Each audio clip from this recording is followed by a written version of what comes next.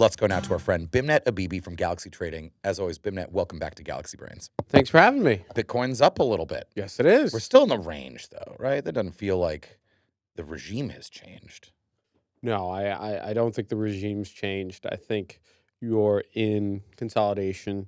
You did have a huge move from, 125, 126, all the way down to 79. That's a big move. And, now you're having a corrective bounce. I think for me, the key thing I'm looking at is kind of this 50-week moving average, which is, in and around 100K.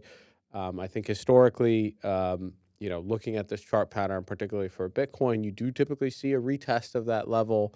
Even if you're coming on Down, a longer yeah. downward trend. Yeah. And so, I think for me, like what would confirm that we're back is, like a multiple closes, kind of above that level on a weekly basis. But my bias is still for the fact that, the broader market top is likely in. It's just, the path is going to be like pretty choppy. And so you will have rallies. And, the way to think about it is just like have your levels in mind. And, if they break, then, maybe the thesis is wrong. But, I still think that the thesis is, intact. Yeah. What's been going on? We've talked a lot about Bitcoin, and I appreciate that update. But what's been going on in the broader markets? Because it feels like we're kind of limping here into the end of the year. Yeah. Equity markets, they're not really limping. I mean, what is happening? What have the stories been? I feel like I've been out of it a little bit macro-wise last week or so. Yeah, no, I mean, in terms of things that macro folks are paying attention to, it's definitely been pretty focused on fixed income, domestically and abroad. In Japan, right? Yeah, absolutely. And so, you've seen a pretty decent move higher in Japanese back-end yields, 10s, 30s, 40s. So that's people dumping the long-dated? No, it's just one, like a fundamental reassessment of like what's fair value for that part of the curve. Two, like what is the BOJ likely going to do on a go-forward basis? And, they're most likely going to be hiking rates pretty consistently. And, like that in the context of a rate cut path that is pretty aggressive in the U.S. and a lot of, there's a lot of optimism around Trump's Fed, next year. Yeah. And there's a significant amount of cuts baked in, but the data hasn't really turned that much in terms of the hard data in the U.S. For example, last week you had initial jobless claims print below 200,000, which is crazy to think about.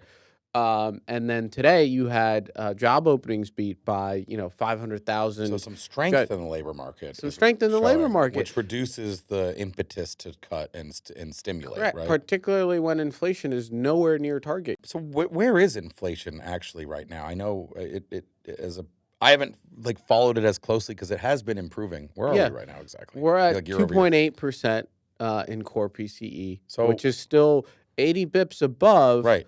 The target. It's almost 50% above the target. It's almost a whole percent above the 2% target. Correct. So it's still elevated. It's still elevated, and there are things that suggest maybe it'll even pick up on a go forward basis. Typically, the past couple of years after COVID, January's always seen prices come up a lot. Interesting. We know that people's premiums for healthcare are about to rise at the start of the year, and there's a whole bunch of other structural things that typically lead to late Q4, early Q1 kind of strengthen the inflation data. And then if you're telling me on top of that the perceived weakness in the labor market is just really artificial, right? Then you can actually start to get some wage pressure on top of PCE being elevated. And so if you're telling me that labor market's actually okay enough and inflation still well above target, the fact that we have another 70 to 80 bips of cuts priced into the front end of the U.S. curve doesn't make too much sense to me. And I think that's part of the reason why you've seen an uptick in back-end yields in the U.S., right? If you thought that the U.S. was making a policy error in terms of their rate cut path, you'd sell the back end because over time, there's not enough value in that part of the curve to compensate you for, where inflation actually is. And so and what's been really weird about this year and this cycle is that typically when the Fed starts cutting, right, the entirety of the fixed income curve starts to rally, right? But most recently, like when the Fed started cutting from, when they were at 5% and change, like the back end yields have actually been rising. And, as you've priced in a more aggressive like rate cut path here in the US, you've just seen back end yields start to trickle higher. That's so interesting. And it has to do with like the fiscal response function to slowdowns, right? What does a material slowdown that necessitates Fed cutting like imply? That means the fiscal is going to be stimulating, right? They're going to spend more money, and the fiscal issue gets worse, Right. right? And the other part of it is just like mechanically, the U.S. gets worse off every day. The maturing treasuries have a much lower interest profile than the new issues. Oh, you mean our debt profile? The debt profile, Yeah. right? And so the math actually gets worse every day, including the fact that we actually run like $2 trillion plus deficits, right? And so the fiscal calculus gets worse by the day. Yeah. And so is it weird to me that you have an opposite reaction in the back end of the fixed income curve interesting, yeah. relative to the front end? Like, no. This is all sort of part of the market having effectively finally either come to terms with or called the bluff of the American debt and fiscal situation. For years, it just kind of didn't matter. People didn't trade as if it was going to be inevitable. Yeah. And now it's kind of like we've had like a mask off moment now where the market has figured this out, that like the debt is unsustainable and it Yeah. will be a problem. It will be a problem. They're finally telling the truth to themselves. Which is, Well, and that's kind of why, again, like you've seen gold have an insane move. Right. You've seen silver have an insane move. silver of all things. Of It's like all- the Litecoin of gold. Yeah. But what's really interesting is like during the April sell off this year, right? The tariff tantrum. Like you actually had the dollar depreciate instead Right. of appreciate. And normally when you have big risk off moves, it's like, oh, flight to quality. I need to own dollars. Yeah, they fled to gold and other things, right? Yeah, and to other assets. And so it really kind of goes to like, are investors like fundamentally reassessing like the dollar and like what is genuinely like a store of value in an environment where it seems like the central bankers are okay running inflation like a little bit more elevated. And that does, and I will say that Yeah. does ultimately bode well for Bitcoin. You have to think it does, right? You have to, but you have to think about the path that we're going to take, right? No, yeah. And like, And we talked about this too, though. Like, if everything has, all risk assets have primarily gone up this year yeah, and ended the year higher, right? If you're looking at one that was in your portfolio, like it makes sense for you to reassess the opportunity cost of having spent. You could have had the last 6 months in Nvidia stock, or you Or had it gold. in Bitcoin or gold. And if you had it in Bitcoin, like you lost money over Yeah. the last 6 months. And so, well, depending, you know what I mean? And so that's sort of to me, this is that short term, like, clear it out, like you Yeah, said, exactly. consolidate, yeah. But I the think- long run thesis of Bitcoin Makes a does lot of get better sense. every day. Yeah, Right. But I just think that like that's not the way to play the market right now. I agree. Yeah. And like It's crazy that the people were fleeing not to the dollar, that the dollar actually went down during Yeah. the sell-off. That's like, does that ever Again, happen? no. Yeah, like that's Right? a serious I'm pretty signal. sure like the stat is like 12 of the last 13 10% corrections in the S&P were like dollar positive. This Dollar appreciating correct. And this last instance was not. right. I mean, that's a very serious signal. Right. And this is the first time I can remember where like the Fed has cut rates so aggressively and 30s are back at the highs. Yeah. Right? Like the market is ringing alarm bells, and like ultimately what most people think will happen is you're going to have like some version of yield curve control, whether it's implicit or explicit.